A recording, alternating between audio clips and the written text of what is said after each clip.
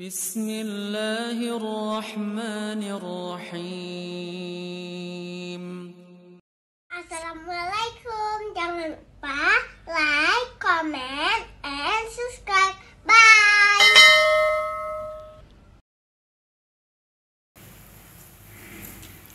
Bismillahirrahmanirrahim. Assalamualaikum warahmatullahi wabarakatuh. Alhamdulillahi rabbil alamin. Wassalatu wassalamu ala asyrafil anbiya'i wal mursalin wa ala alihi wa ashabihi ajma'in. Raditu billahi rabba wa bil islami dina wa bi Muhammadin nabiyya wa rasula. Rabbi shrah li sadri wa yassir li amri wahlul 'uqdatam min lisani yafqahu qawli. Allahumma ja'al jam'ana hadza jam'an marhuma wa tafarruqana min ba'dihi tafarruqan ma'suma. Kaum muslimin dan muslimat sidang jamaah subuh yang dirahmati Allah Subhanahu wa taala. Ada kalanya seseorang itu ingin mendapatkan tiga hal. Yang pertama, dia dapatkan dekat dengan Allah. Kemudian yang kedua, dapat pahala. Kemudian yang ketiga, seorang itu ingin dapat manzilah. Jadi manzilah itu kalau di dalam kajian tasawuf, nanti ada manzilah biasa-biasa saja, ada manzilah menengah, ada manzilah luar biasa. Seperti yang kita bahas pertemuan yang lalu, ada manusia yang takut kepada Allah.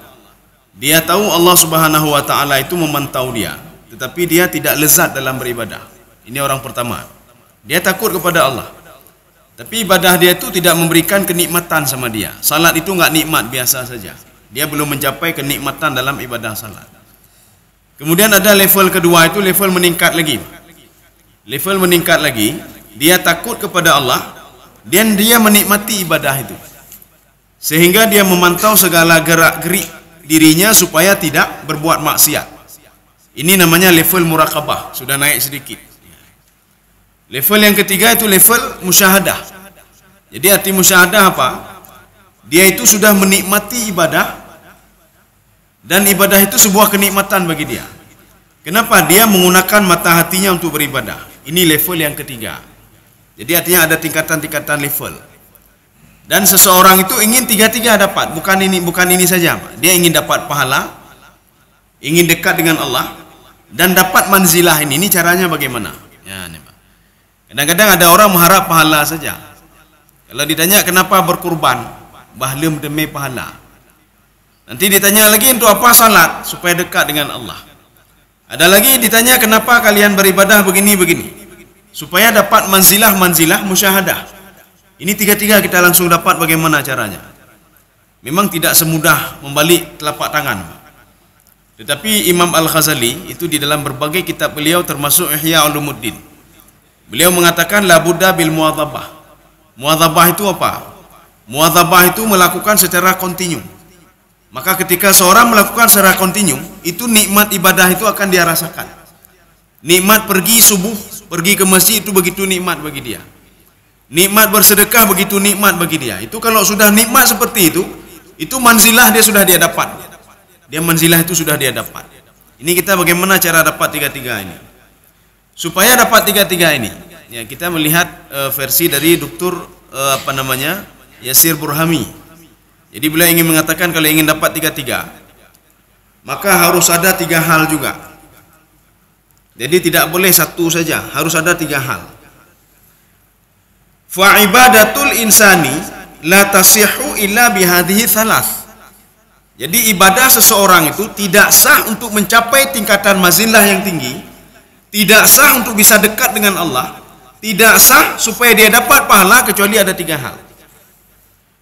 Yang pertama al-hubbu. Kita sudah membahas al-hubbu pada beberapa pertemuan yang lalu. Jadi tidak ada cerita kalau kita ingin dapat pahala, dapat manzilah kalau tidak cinta kepada Allah Subhanahu wa taala.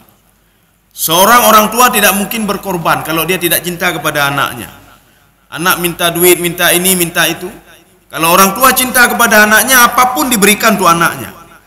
Tapi kalau dia tidak cinta kepada anaknya, anak mengatakan ya beli ini, letak belau lagi. Tabe belau, beja tikulali gede. Belaunya belau jih. Artinya apa? Seorang ayah, seorang ibu tidak cinta kepada anaknya. Makanya ketika Allah mengatakan, salatlah kamu. Ketika seorang hamba tidak cinta kepada Allah, temayang tebi, hantip yang kali dia temayang. Ketika Allah mengatakan bayar zakat, takut lihat tebi harta saya yang bekerja keras juga saya. Tidak ada hubungan dengan orang lain. Apa saya bayar zakat? Jadi artinya apa? Sifat al-hubbunya itu tidak ada. Kalau pembahasan kemarin itu kita bahas satu-satu. Al-hubbu itu ini kita bahas. Ada pembagian hubbun. Kalau sekarang enggak, kita akan ke manzilah yang lebih tinggi lagi. Kita ingin dapat tiga-tiga. Dapat pahala, dekat dengan Allah, dan kita dapat manzilah. Manzilah itu begini, perhatian khusus dari Allah Subhanahu wa taala. Karena ada seorang anak nanti ada perhatian khusus. Ada yang biasa-biasa saja. Nah, anak yang naik permen, Pak. Alah, biarin saja. Kita luruskan pun dia tetap seperti itu. Ya, nih, Pak. Kita ingin dapat tiga-tiga dari Allah Subhanahu wa taala. Dapat pahala, kita dekat dengan Allah, dan perhatian khusus dari Allah Subhanahu wa taala. Makanya ada seorang pemuda yang digambarkan di dalam Al-Qur'an. Pemuda ini tiga-tiga sudah dia dapat. Sehingga ketika Allah ada yang macam-macam dengan pemuda ini, Allah mengatakan apa? Orang yang macam-macam dengan pemuda itu dia mengajak saya untuk berperang dengan dia, kata Allah. Kenapa? Si pemuda ini sudah begitu saya cintai. Kita ingin seperti pemuda itu juga. Ada dalam surah Yasin. Illa sayhata wahidatan fa idahum khamidun. Ada seorang raja membunuh seorang hamba. Dulu hamba itu seorang penyembah patung, dia benci kepada Allah. Tapi tiga-tiga ini ketika dia melakukan tiga hal ini, tiga-tiga dia dapat. Hubbun dia dapat, cinta dengan Allah dapat, dekat dengan Allah dapat, dan manzilah khusus ada di sisi Allah. Sehingga Allah mengatakan dia adalah waliku, kata Allah Subhanahu wa taala. Dia adalah waliku. Jadi yang pertama yang kita lakukan apa? Al-hubbu. Kita harus mencintai dulu sesuatu hal yang akan kita cintai. Bagaimana kita akan cinta goes-goes sepeda? Pergi dengan sepeda tiap Sabtu atau Minggu. Kalau kita tidak cinta sama goes-goes itu, maka harus cinta dulu sama goes-goes itu, baru kita bisa nikmat. Ya, nih, Mbak, baru kita bisa nikmat dan berkorban. Habis duit berapapun untuk goes-goes hana masalah. Bukan, karena sudah cinta, Mbak. Sudah cinta sama goes itu. Habis duit berapapun tidak ada masalah, karena kita sudah cinta sama mobil kita. Oh, ini yang harga yang paling mahal. Tidak ada masalah asal mobil itu bagus. Tidak ada kata lain kecuali al-hubbu. Bagaimana kita mencintai Allah? Kita tidak bisa mengenal Allah Subhanahu wa taala. Kipan cara alim? Ya, itanya ngelihat anak bertanya, bagaimana kita mau cinta kepada sesuatu zat yang tidak kita nampak? Kita cinta kepada mobil, kita nampak mobil itu. Kita cinta kepada binatang, cinta kepada kucing kita mengenal kucing itu. Maka Imam As-Sa'di mengatakan di dalam tafsir beliau, mencintai Allah itu bukan melihat zatnya, tetapi apa? Pelajarilah sifat-sifat Allah Subhanahu wa taala. Siapa itu Ar-Rahman? Siapa itu Ar-Rahim? Siapa itu Al-Jabbar? Siapa Al-Muhyi? Siapa itu Al-Mumit? Siapa itu Al-Ghaffar? Siapa itu Ghafur? Ya. Jadi makanya kalau kita punya dosa, orang yang tidak dekat dengan Allah, dia nak tahu mau berbuat apa. Sehingga banyak orang gantung diri.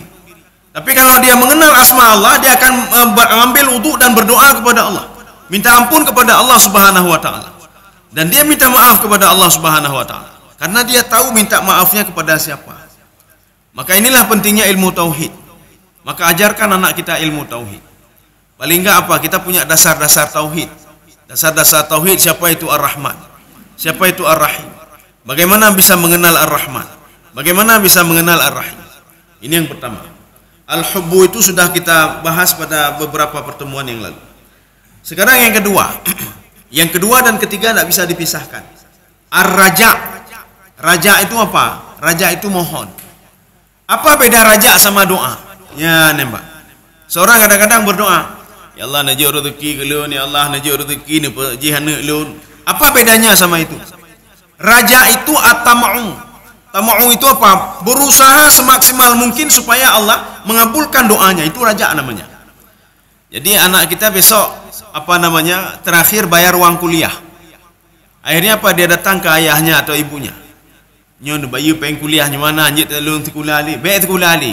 anak ini meyakinkan orang tuanya kalau sekolah itu penting sekali. Dia harus bisa membayar uang kuliah besok. Meyakinkan orang tuanya itu namanya raja. Anak ini memohon kepada orang tuanya. Ini kalau saya tidak sekolah lagi saya mau jadi apa? Ya, Pak. Jadi besok bagaimana caranya ayah atau ibu? Harus bayar uang kuliah. Bagaimana caranya? Saya mau melakukan apa saja. Saya mau bekerja melakukan apa saja asal besok bisa dapat duit untuk bayar uang kuliah. Itu raja namanya. Ada enggak doa kita seperti itu sama Allah? Kita paling enggak berdoa, ya Allah, najau rezeki ke lu. Hana najau aku baik najau ke dia. Baik najau. Yang pesahab nanti.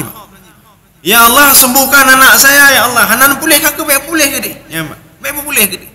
Itu namanya permohonan saja, bukan raja. Ada enggak kita mohon, Pak? Kita mohon kepada Allah. Ya Allah, tolong sembuhkan anak saya. Ini pengharapan saya, ya Allah. Imum lo nih Allah. Anaknya yang tolong lo untuk, ya Allah. Kita mohon kepada Allah. Ada enggak seperti itu? Kita biasa-biasa saja. Imum baca Rabbana amin, amin. Yang pun baca ngohom pokoknya amin amin juga dia. Amin. Dia tidak tahu apa yang dibaca oleh imam itu. Nak tahu dia. Bagaimana mau bisa raja? Raja tak bisa dia. Maka pengemis ketika minta duit kepada kita, hai nak tolong nyobu hana lu baju ka seminggu. Walaupun hana mungkin mungkin seminggu hana baju hu. Menyokan pun aja hina. Nyobu hana seminggu hana lu baju nyo hana sayang gelo. Anak lu nak cakap kan hati kita nyoba. Itu raja namanya. Tapi kalau ada pengemis minta duit 10.000, nak ada ya udah enggak usah kasih saja. Ya, Mbak. Artinya kita enggak butuh, ya, Mbak.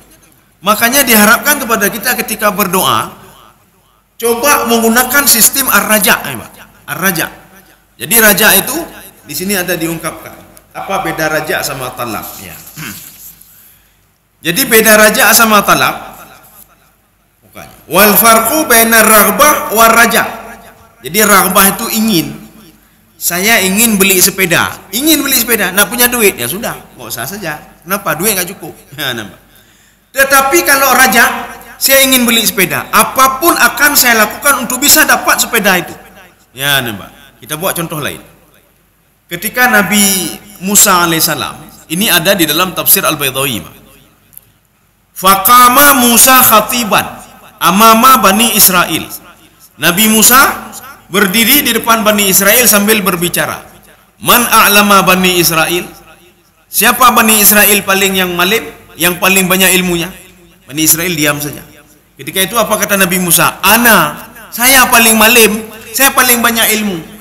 Rupanya Nabi Musa alaihissalam karena kesombongannya mengatakan paling banyak ilmu, fa'ataballah, Allah murka. Dan kemudian apa? Menghandle ilmu Nabi Musa alaihissalam. Jadi diambil oleh Allah. Nyo hana tambah li hana kurung ni, kata Allah Subhanahu wa taala. Begitu takutnya Nabi Musa sehingga Nabi Musa diam saja dan Allah mengatakan, "Wahai Musa, inna li 'abdan a'lam minka." Saya punya seorang hamba lebih malim, lebih hebat dibandingkan kamu, wahai Musa. Nabi Musa mengatakan, "Fa kaifa anabi, bihi?" Bagaimana saya bisa ketemu sama dia? Allah mengatakan nanti ada pertemuan dua lautan. Di situ kamu akan ketemu dengan dia. Apa kata Nabi Musa alaihissalam? Ini kita cerita tentang raja memohon, Pak. Apa kata Nabi Musa? Saya harus sampai ke pertemuan dua lautan itu. Kalaupun tidak saya ketemukan Khidir, saya akan mencari dia walaupun 70 tahun, 80 tahun. Akan saya cari siapa Khidir itu. Yang katanya ilmunya melebihi ilmunya saya. Ini namanya raja namanya. Ya, raja. Sudah dua contoh. Sekarang contoh ketiga. Imam Asy-Syafi'i. Seorang yang miskin. Orang miskin tidak punya apa-apa. Hanya tepu-tepu. Tapi pendidikannya luar biasa. Otaknya luar biasa. Ilmunya luar biasa. Kitab Al-Muwatta punya Imam Malik dihafal. Perjalanan beliau dari Mekah menuju Madinah untuk ketemu guru Imam Malik. Untuk ketemu Imam Malik. Dibawa oleh ibunya. Terlautan taputan. Buku dan taputan. Tetapi apa? Ibunya mengatakan, nak, kamu cari ilmu harus ketemu dengan Imam Malik. Apapun kondisinya, kamu harus tahu apa yang diajarkan oleh Imam Malik. Ya, pulpen dan taputan, Mbak. Biasa kita apa? Tajak kuliah. Alah, anak kendaraan pun tajak kuliah. Tajak kuliah buku dan buku tajak kuliah. Pulpen dan buku tajak kuliah, Mbak. Tapi Imam Asy-Syafi'i ini namanya raja. beliau itu berusaha semaksimal mungkin supaya dapat ilmu. Ya, sehingga dia jalan kaki sampai ketemu dengan Imam Malik. Kitab-kitab Imam Malik beliau hafal. Kenapa? Beliau itu rajanya, mohonnya untuk bisa ketemu dengan Imam Malik itu luar biasa.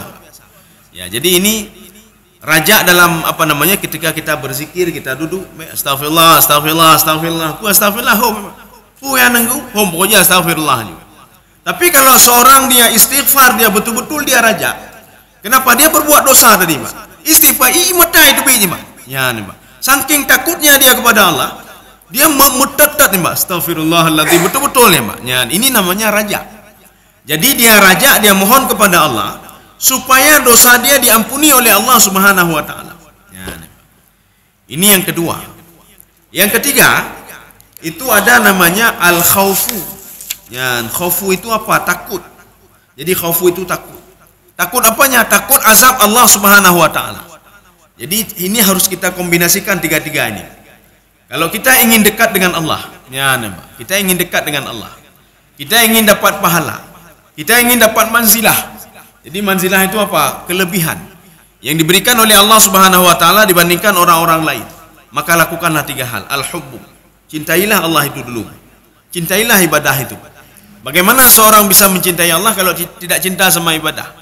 Bagaimana mau bisa mencintai Allah kalau dia tidak mengetahui hakikat siapa yang dia cintai? Ya, siapa yang dia cintai? Jadi tidak mungkin lu cinta ke Allah, pokoknya cinta ke Allah, tidak mungkin, berarti mustahil. Lu cinta ke Allah, maka oleh karena itu cari siapa itu Allah. Makanya di dalam Al-Quran itu mengajak dialog interaktif. Dialog interaktif. Allah mengatakan, kamu kenal saya? Pasti kamu tidak mengenal saya, kata Allah. Yang menumbuhkan tanaman itu, ketika hujan tanaman itu tumbuh, itulah saya. Yang mematikan kamu, itulah saya. Yang menghidupkan lagi kamu, itulah saya. Yang menjaga janin di dalam kandungan itu, ibunya, itulah saya, kata Allah. Maka kita kan penasaran, ya, Pak? Penasaran. Bagaimana cara mengenal Allah Subhanahu wa taala? Maka oleh karena itu kenalilah asma Allah dulu. Ya, Asmaul Husna dulu. Ya. War-Rahmanur Rahim, Al-Malikul Qudusus, Salamul Mu'minul Muhaiminul Azizul Ghafarul Jabbar. Itu siapa itu? Gak usah jauh-jauh, gak usah banyak-banyak. Dari ratusan nama Allah itu satu dua saja kita kenali, Pak. Jin saja, jin itu dalam surah jin, Pak. Jin sebenarnya dia jauh dari Allah. Kenapa? Karena diberikan motivasi oleh iblis dan syaitan. Kalau Allah tidak cinta kepada iblis, kepada jin, Allah Subhanahu wa taala hanya sayang kepada manusia saja. Tetapi ketika jin itu mendengar Nabi Muhammad membaca surah Ar-Rahman. Ar-Rahman itu salah satu nama Allah. Ar-Rahman, 'allamal Qur'an, khalaqal insan. Jin mutatta jin, Pak. Mutatta jin. Kenapa? Dia semaksimal mungkin akan tahu siapa itu Ar-Rahman. Sehingga jin memahami Ar-Rahman itu adalah Allah. Tidak ada zat yang mencintai selain Allah Subhanahu wa taala. Mencintai lebih. Ya. Jadi mencintai seorang hamba. Maka pada suatu hari sahabat-sahabat melihat ada seorang ibu kehilangan anaknya. Ketika ibu ini kehilangan anaknya, dia apapun dia lakukan. Dia cari anaknya. Padahal waktu itu kata sahabat terik panas matahari luar biasa. Kalau kita kan alah, entu mentah demi tanah atau bah lagi entu ada iwo kerja je. Anak kakak dah. Jadi bilang sama lintu, ibu anak tanya kakak dah. Ibu kali lintu hana bupu ada iwo kerja je. Atau malam katengen dah itu hoja iwo kerja. Tapi ibu ini dia cari anaknya. Dia cari anaknya. Sahabat melihat. Ketika ketemu anaknya langsung dia peluk anaknya dan tidak dilepaskan lagi anaknya. Sehingga ibu itu terus menangis. Dan tidak ibunya tidak ridha kalau anaknya kena matahari sehingga dilindungi dengan tubuhnya. Sahabat merasa terharu. Dan ketika mereka pulang, mereka ketemu dengan Rasulullah. Ya Rasulullah, kami melihat sesuatu hal yang membuat kami terharu, ya Rasulullah. Cintanya seorang ibu kepada anaknya. Bagaimana dia mencari anaknya di panas terik matahari, ya Rasulullah. Dia tidak memperhatikan yang lain, yang penting anaknya ketemu, ya Rasulullah. Ya. Setelah ketemu dia peluk anaknya, tidak dilepaskan lagi anaknya, begitu cintanya dia kepada anaknya. Rasulullah tersenyum saja. Apa kata Rasulullah? Wahai sahabatku, cintanya Allah kepada hambanya melebihi cinta seorang ibu kepada anaknya. Tapi kalau kamu tidak tahu kalau Allah mencintaimu. seperti seorang anak. Itu pun mak cinta ke nya, itu pun mak. Tapi pegang mak nak sayang ke laut. HP hanjut, nyo hanjut. Malam hanjut. Bebas nak boleh mak. Dia merasa apa? Orang ayah ibu saya nak cinta kepada saya. Dia tidak mengenal ayah dan ibunya. Ya, nampak. Kalau dia mengenal ayah dan ibunya, mungkin dia akan berbakti kepada orang tuanya. Contoh, nampak. Contoh ini pertama sekali kita mengkaji kajian tasawuf. Ketika seorang anak diberikan jajan oleh ibunya, oleh ayahnya. Ayahnya memberikan jajan kepada anaknya. Anak-anak lain 5.000. Anaknya itu 2.000 diberikan jajan. Apa kata anaknya? Ayah saya tidak sayang sama saya. Masa jajan 2.000? Anak tetangga saya jajan 5.000. Ketika anak ini ketemu dengan anak tetangganya, ditanya, berapa dikasih jajan? 5.000, saya 2.000. Ayah saya zalim. Zalim ayah saya itu. Besok begitu juga diberikan 2.000 lagi, 2.000 lagi. Dalam mulut anak ini, dia selalu menceritakan kepada teman-temannya, ayah saya zalim dan tidak sayang kepada saya. Berbeda dengan kalian. Setelah setahun kemudian, ayahnya beli sepeda. Nah, ini ada sepeda anak. Anaknya mengatakan, waduh, saya senang sekali ayah sudah beli sepeda. Apa kata ayahnya? Perlu kamu ketahui, nak. Ayah nak punya duit beli sepeda. Tetapi nak, tahu nggak kenapa saya berikan jajan 2.000? 3.000 ayah simpan, nak, untuk beli sepeda kamu. Kalau tidak ayah simpan, maka anak nggak pernah dapat sepeda, nak. Tapi setelah setahun, ayah kumpuli duit 365 hari kali 3.000. Ayah beli sepeda. Pemikiran anaknya, mindset anaknya langsung berubah 360 derajat. Dia langsung ngomong ke anak yang lain. Rupanya tidak, ayah saya cinta sekali kepada saya. Selama setahun ini ayah memperhatikan saya. Ya, nama. Ayah baik sekali kepada saya. Kenapa? Ketika dia melihat kerja ayahnya, baru dia tahu kalau ayahnya mencintai dia.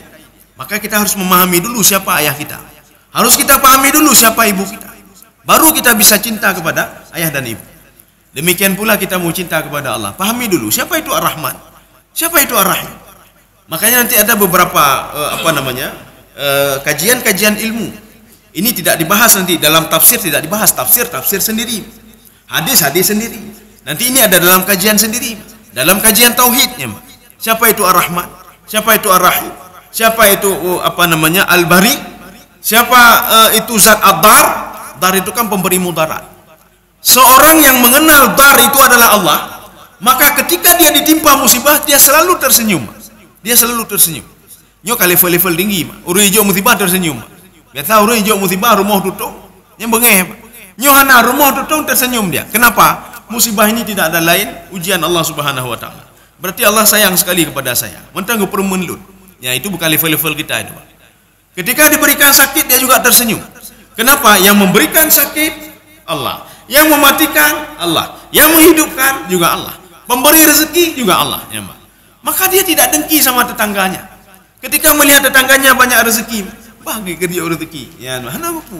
Saya diberikan juga rezeki, cuma perlu waktunya diberikan rezeki. Jadi pempek Pak. Maka jadilah seperti anak tadi, Pak. Kita husnudzan kepada orang tua. Ketika orang tua mengatakan, nak, jangan keluar malam ya, jangan sultan. Anak lain kok bisa keluar malam, saya kok nggak bisa. Nak, bek lalai dengan HP, purusan ron, Pak. Anak kita melawan purusan ron. HP lon, saya beli dengan uang sendiri. Apa urusan ayah, urusan ibu? Ya, jadi kita tidak paham sebenarnya, tidak dekat dengan orang tua kita. Kalau kita dekat, kita akan meninggalkan itu. Kalau kita dekat dengan Allah, maka kita akan meninggalkan maksiat yang Allah katakan. Jangan buat maksiat, jangan berbuat ini, jangan berbuat curang. Karena kita dekat dengan Allah, maka kita tidak lakukan itu. Tapi karena kita jauh dari Allah, Allah purusan yang masih lon, yang nak semayang lon, yang pegajih lon, yang nak neraka api lon, yang urung kaji yang orang sudah jauh. Ya. Terima kasih.